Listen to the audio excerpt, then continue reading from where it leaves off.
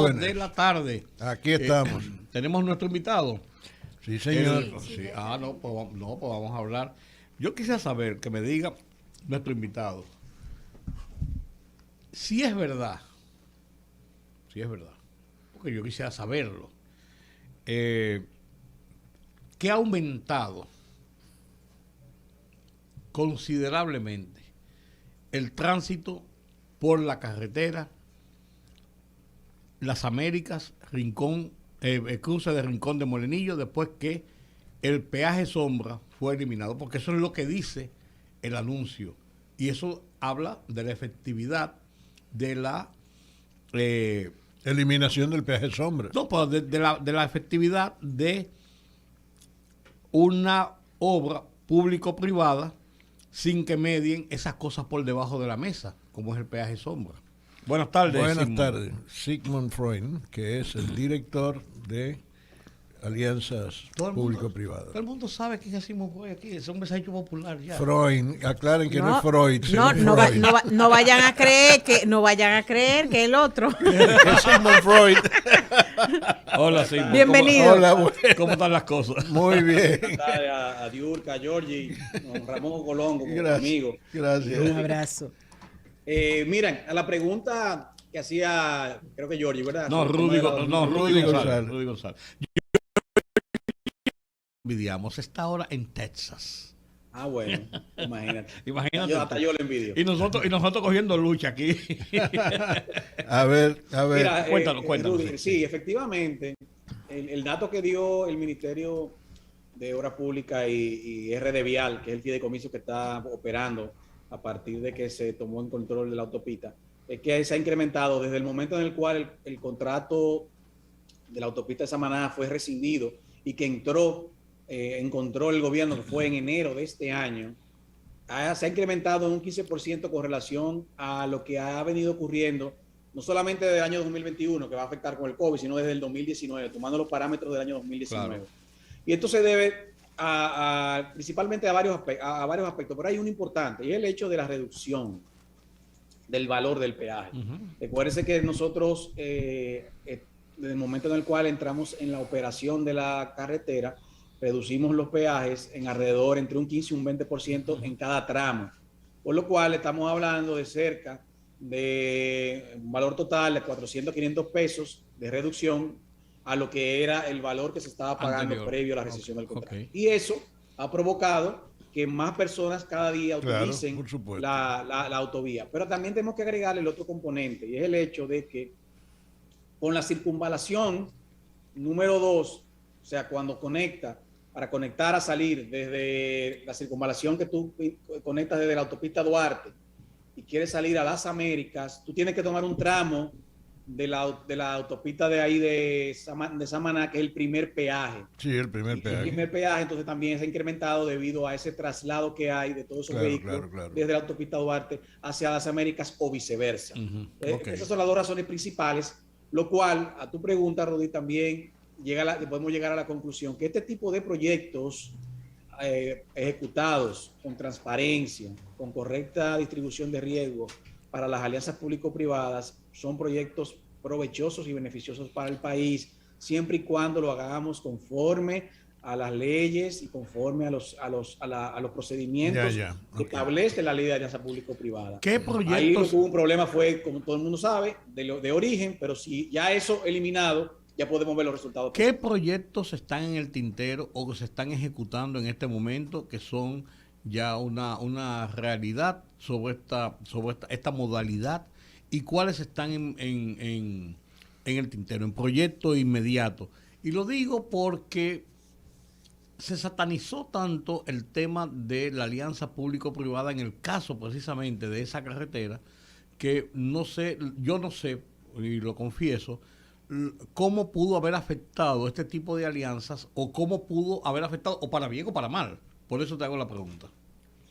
Mira, nosotros tenemos varios proyectos que ya están en fase de ejecución, algunos en estructuración y otros en próxima licitación. El proyecto de ejecución más relevante es el caso de Pedernales.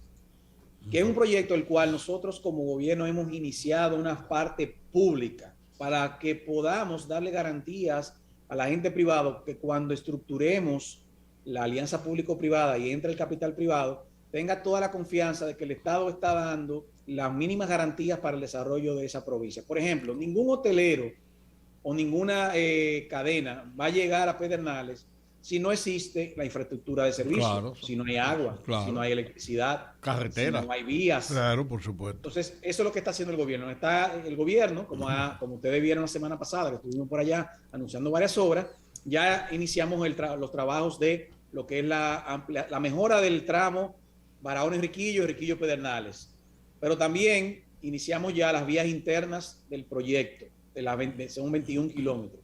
Y también estamos iniciando la parte de agua, o sea, a través de INAPA con el acueducto nuevo que se va a construir y nosotros con la planta de tratamiento, sistemas de aguas residuales y aguas pluviales.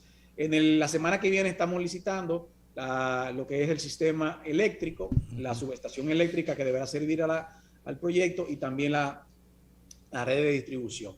Ya con eso estamos enviando un mensaje claro de que las infraestructuras básicas que se requieren para un desarrollo de esta naturaleza están siendo ejecutadas y ahí podemos entonces abrir el proceso del fideicomiso para lo que es la colaboración con el sector privado. Ese es el proyecto más puntual que tenemos en fase de ejecución. Ahora, nosotros en el mes de junio estaremos abriendo 2 licitaciones importantes a finales del mes de junio. Uno es la autopista del Ámbar, que es la autopista que conectará Santiago a Puerto Plata, con la circunvalación a la Gran Parada, como se denomina esa zona. Y el otro proyecto es el de Arroyo Barril, que es un nuevo puerto de cruceros que estará siendo construido, licitado para construirse en la zona de Arroyo Barril, como su nombre lo indica, en la parte de Samaná, en la bahía de Samaná. Esos son los proyectos que están ya en fase terminal para proceder a abrir esa licitación, que como ustedes saben, todo proyecto de alianza público-privada requiere de una licitación pública para que pueda materializarse. Me llama la atención también en el campo energético que se está planteando la inversión extranjera, unas licitaciones con empresas extranjeras para la construcción de 2 grandes plantas, una en Manzanillo y otra en Asua, ¿correcto? ¿Cuáles son? Bueno, inclusive el caso de Manzanillo ya se adjudicó a 2 empresas. Sí. Okay, ¿cuáles son? El presidente lo anunció esta semana, la adjudicación de 2 plantas de 400 megas uno y otros casi 300 y tanto, 800 megas. Quiero saber cuáles son los términos de negociación beneficiosos para el país, por supuesto, deben ser en esos casos. La modalidad que ahí se implementó es una modalidad única y original de este gobierno. ¿En qué sentido? A diferencia de lo que ocurrió, por ejemplo, con el caso de Punta Catalina, que el gobierno tuvo que invertir cerca de $3,000 millones para construir esa planta y todos los problemas que ha tenido y todas las situaciones que todos conocemos, estas 2 licitaciones, el gobierno no está invirtiendo un solo centavo. El gobierno lo que está comprometiéndose es a la compra de energía a través de un contrato PPA, compra de energía eléctrica a futuro, con una tarifa que tiene que ser garantizada con un precio menor inclusive a lo que se está vendiendo, lo que se está costando, ¿no?, en estos momentos Punta Catalina. Pero por eso es que el presidente anunció un gran logro del gobierno poder añadir 800 megas de electricidad al sistema eléctrico nacional sin que el gobierno haya invertido un solo centavo, sino que va a ser inversión privada. Simón, yo te pregunto, me gustaría tener la explicación. Si el gobierno no está invirtiendo un solo centavo y es una inversión privada, ¿por qué entra entonces la modalidad público-privada? En este caso, Rudy, no entra la modalidad público-privada. Ok. Una licitación hecha por el Ministerio de Energía. La única aporte que está haciendo el Estado son lo que es un área de terrenos donde estaría siendo ubicada una de las plantas y también lo que debe ser parte de una concesión portuaria del muelle de Manzanillo para la colocación de lo que son las tuberías de gas que van a acceder desde los buques hasta la planta alimentadora. Ese es el aporte que está haciendo el Estado en esa licitación. En términos generales, la estrategia, digamos, vámonos al plano estratégico en las relaciones público-privado. ¿Cuáles son los elementos fundamentales que definen esa estrategia? ¿Qué límites se le imponen? ¿Qué límites se imponen? ¿Qué beneficios se garantizan? Correcto. ¿Qué rentabilidad para el Estado también se garantiza con la estrategia que se está planteando? Todo proyecto público-privado, como la ley establece, Ramón, es lo siguiente. Tiene que ser primero un contrato o un proyecto a largo plazo. Es decir, no puede ser un proyecto que sea menor a 5 años en su fase de operación y ejecución del mismo. Ok. Sino que tiene que ir de 5 a 40 años, como establece la ley. Es lo primero. Lo segundo, tienen que haber aportes tangibles o intangibles de cada una de las partes, priorizando que el sector privado sea el que haga los aportes de capital, porque la finalidad de estos proyectos es alivianar un poco la carga del Estado en lo que son las inversiones de capital en proyectos de infraestructura.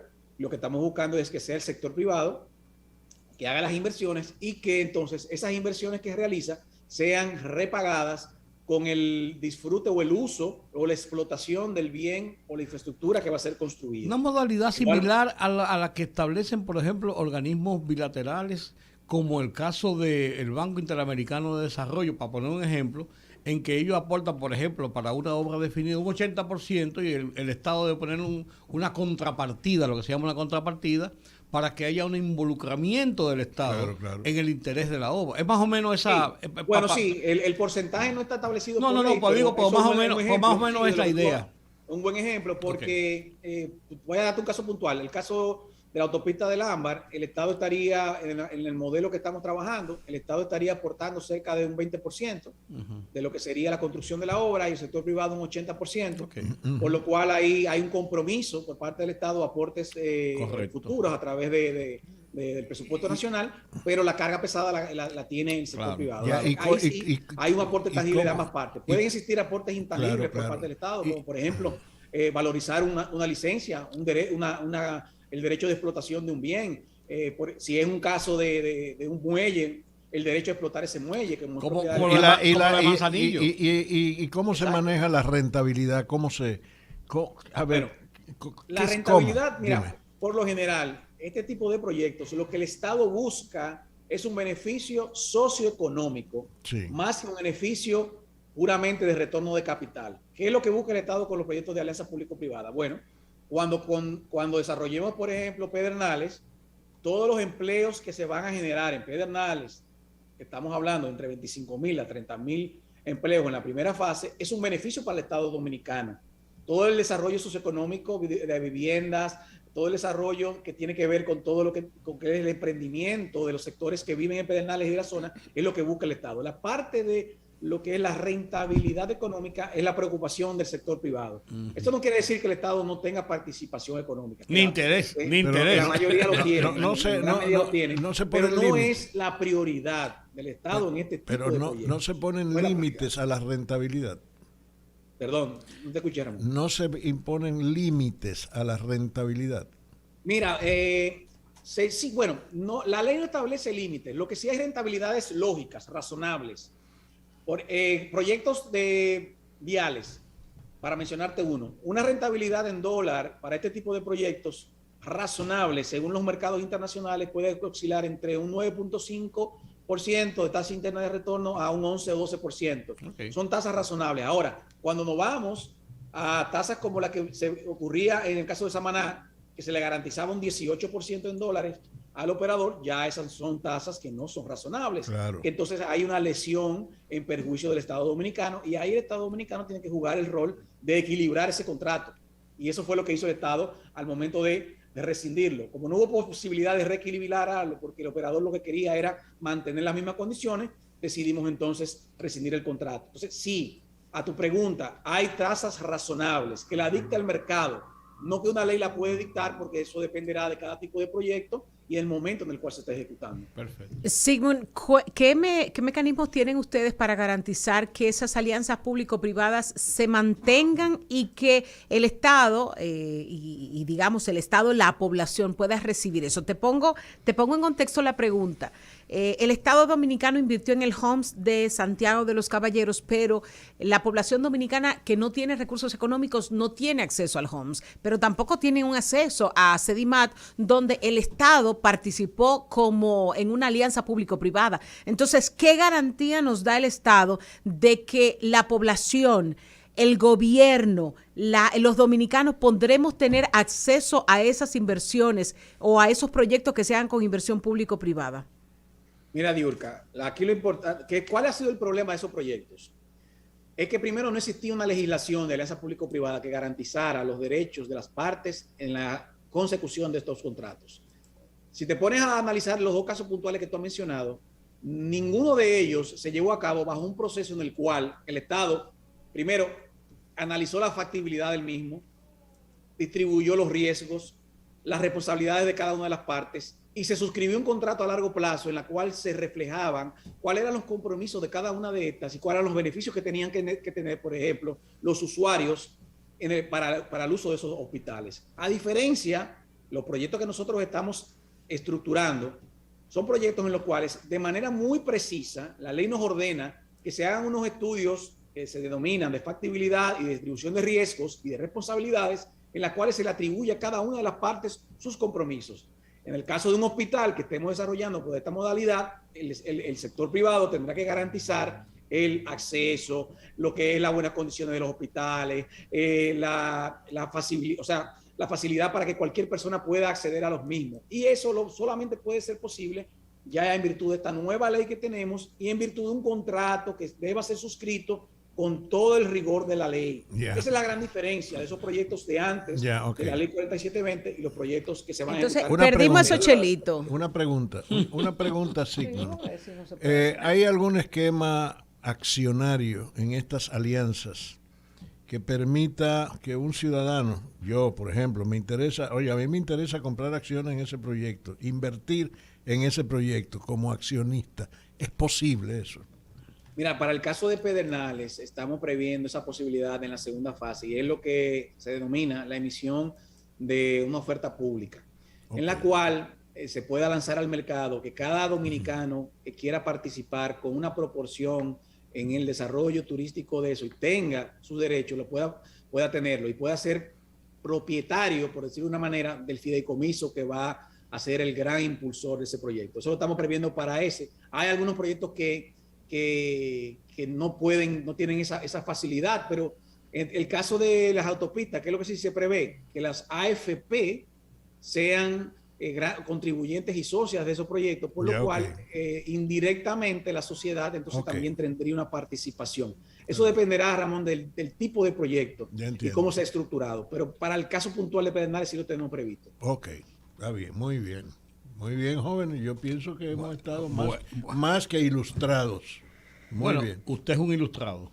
El futuro de las alianzas, Sigmund, el futuro de las alianzas en este gobierno de Luis Abinader, digamos que a partir de, desde ya, porque desde el principio se están haciendo proyectos, pero de aquí al 24, ¿cuántos proyectos nosotros esperamos que se lleven a cabo? Según nuestro cronograma y el plan de trabajo que nosotros tenemos estructurado, al término del 2024, de la primera gestión del presidente Luis Abinader, tendrá que haber entre fase de construcción y entrega alrededor de 5 a 6 proyectos importantes, podríamos decir. Mire, ustedes están entretenidos, pero ustedes escucharon lo que dijo Sigmund. La primera gestión del presidente Abinader. Claro. Eso significa que la reelección va porque va. Ajá. Eso es un derecho, una potestad. El presidente decide eso. No. Simón, pregúntale a Diurka. ¿Y tú lo dudabas? No, yo no lo dudo, pero lo acabo de escuchar de la boca de alguien que yo sé que tiene más información que yo. Bueno. Al respecto. Mejor déjalo ahí. Gracias, Sigmund. Miren, hay una cosa. Yo sé que ustedes están loquitos porque Sigmund, tienen una agenda muy apretada, pero fíjense una cosa. Yo siempre he dicho a ustedes que yo como sureña me sentí muy, pero muy bien con ver que estamos mirando por fin al sur. Claro. Ni siquiera cuando este país ha tenido un presidente sureño se ha mirado al sur. El sur es el gran olvidado de este país. Yo espero que no solamente se queden en Pedernales, que el Pedernales no es el sur completo, ¿eh? Yo espero... Claro esto va a tener un impacto. Estamos empezando por ahí, pero eso toda la región. Todo el sur. Y lo importante que tú dices, Diurka, tú sabes que esto es una muestra del compromiso del presidente Luis Abinader con el desarrollo. Electoralmente, si nosotros contabilizamos los votos de Pedernales, no es ni siquiera un barrio de la capital. No, claro, por El supuesto. presidente está enfocado Sí, claro. en desarrollar un proyecto de más de 1.500 millones de dólares en esa zona, lo cual evidencia que no es un tema politiquero y electoral, sino es un real compromiso con el desarrollo del país. Y que es desarrollo a largo plazo. El impacto va a ser en toda la región del sur. Miren, De Barahona, A las matas le va a llegar algo. Yo espero que a la Barahona mata, yo espero que a la mata le llegue algo, porque mire, son muchos años que yo tengo clamando por el sur. De Barahona para allá todo. Y además, tengan algo en cuenta, Raquel es de las matas. Ahí va. Raquel, oiga, Raquel es de las... Está reivindicando. reivindicando. No te preocupes, tú puedes estar segura que en esta gestión, a diferencia de la gestión pasada, que era como tú dices, de esa zona, nosotros no nos vamos a olvidar de la misma. Pues yo quiero que vayan a Arroyo Cano y ayuden a desarrollar Arroyo Cano y a desaparecer o a disminuir significativamente la pobreza en toda esa Pues zona. mira, eso que tú dices, te voy a decir una cosa. Fíjate que el primer viaje al interior que hizo el presidente Luis Abinader a los pocos días de haber asumido el poder fue precisamente a Pedernales, o sea, a esa región. Ha ido 4 veces a Pedernales, Rudy. Claro, y eso es significativo. Claro, por ¿Tú me supuesto. entiendes? O sea, tiene una significación. Ahora, es el único presidente que ha pernoctado en Pedernales, como lo hizo también. Así es. el así desarrollo de Pedernales va a impactar a la República Dominicana completa. Recordemos que el impacto que está teniendo Punta Cana durante todas estas décadas de su desarrollo ha bañado a la República Dominicana El mejor completa. ejemplo de Urca de eso es que, no sé si tú sabes, y seguro sí, que la gran cantidad, la gran mayoría de los mariscos que se consumen en Punta Cana salen de Pedernales. Usted ve. No van a tener que ir Cómo tan se lejos. desplaza todo ese producto hacia la otra punta del país. Bueno, y eso es lo que nosotros vamos a lograr con Muy bien. Claro. Bueno. Sigmund, gracias por estar con nosotros. Gracias. Un Gracias a abrazo ustedes por fuerte. la invitación, de verdad, un placer de verlo y Gracias. un abrazo. Adiós. Bye bye. Bueno, pues jóvenes, el sur también existe. No, el sur sí. Yo lo he venido sosteniendo desde que me adoptaron en Barahona como sur.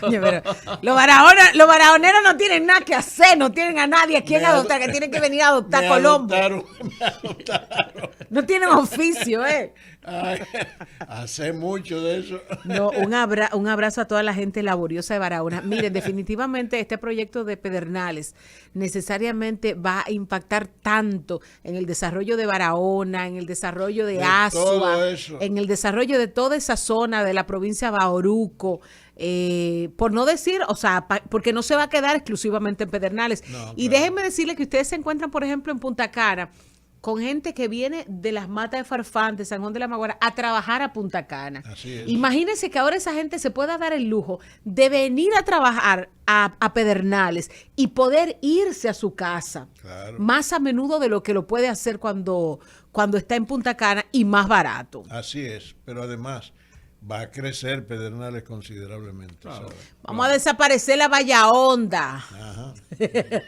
Bueno.